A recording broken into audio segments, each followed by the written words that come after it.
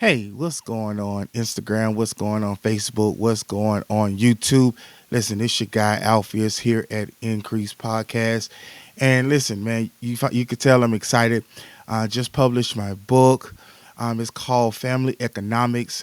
And man, listen, I want you guys to go and check it out. You're going to be hearing more about the book in the weeks and days to come. Not just excerpts from the book itself, but also just talking about some of the tips that you'll need to learn that'll help you to understand the book even more. One of the reasons why I feel like I needed to write this book was because everybody's trying to do real estate, or a lot of people is trying to do real estate, should I say. There are other people who are, into stocks or bonds or insurance, all kind of other stuff. But I felt like the one thing that kept being overlooked was the fact of dealing with your home life, because we're chasing the bag, or people are chasing the bag, and they're quote unquote creating generational wealth. But here's the thing: wealth is accumulated, and wealth isn't even just about things that you have, right? Like cars or land or whatever. It's really also about your health. It's about your relationships. So I wanted to craft a book that would help people to navigate those areas, because if one person is bringing in a lot of money, and everybody around them don't know how to handle it, or haven't put in work with them so that they can grow as a team, then you're going to mess up and you're going to have issues. So the book is loosely based off of my research on the Vanderbilt family. And those of you who have not researched them, you definitely need to. It clearly, their story clearly paints out how one person can generate all of the revenue, but in 3 generations, right? 3 generations of non-disciplined people cause them to not even be known like they used to be.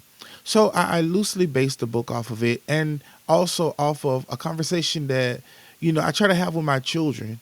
So it's like an ode to my children, but also a research paper based off of a particular wealthy family, or former wealthy family.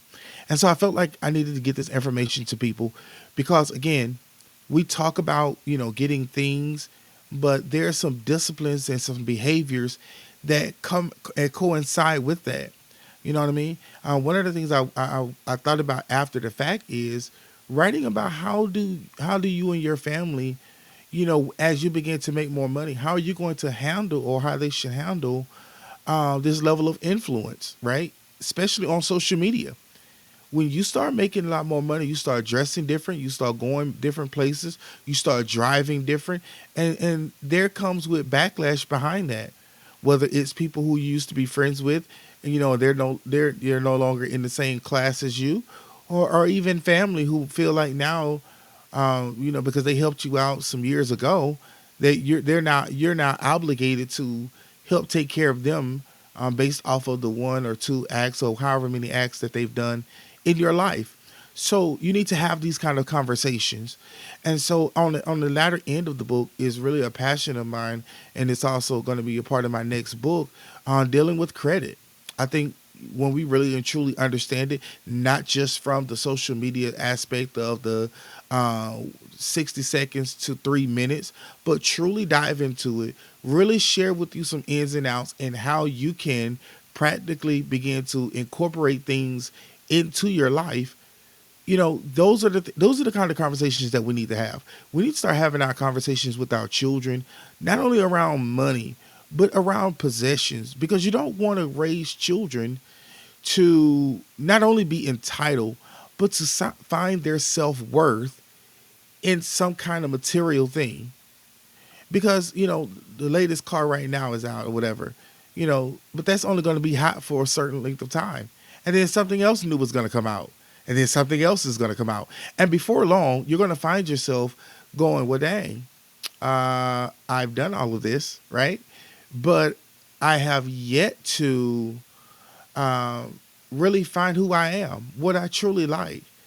Because a lot of the things that we possess and we have, we got it so that we can impress somebody else, so that we can show others that, we finally made it, or all of our hard work has paid off. But inside, you really don't care anything about it. And you also see it by the way you take care of it. So the book really is, like I said again, ode to my research on the Vanderbilt family.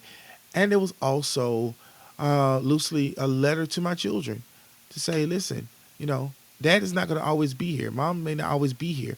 You know, we're not gonna always be here. So what you need to know is these basic principles because they're applicable no matter where you are, no matter who you are, no matter what range of life you're in. These things could be applied, and they're not only applied to your personal life, but you can even apply them to your business. Many businesses fail because they fail to plan. They just wanted to wing it. They're really even surprised that the business is successful in some kind of way that it is. But whatever the case is, you know, this book can truly help you. So with the investment of $47, you know, purchase the book and allow it to take you on a short journey. Allow this ebook to even give you the space to have a conversation, certain conversations with your children concerning wealth, concerning behavior, concerning the culture that we live in today. You want to make sure that you are giving them not just the tools that you didn't have, but you're giving them the tools that you do have.